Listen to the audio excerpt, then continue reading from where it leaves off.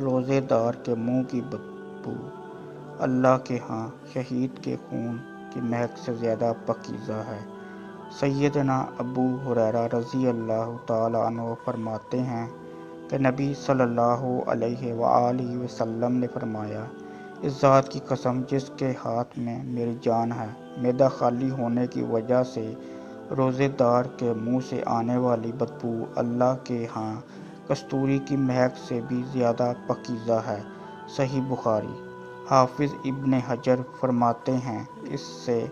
حدیث سے یہ پتہ چلتا ہے کہ روزے دار کے منہ کی بدبو اللہ تعالیٰ کے ہاں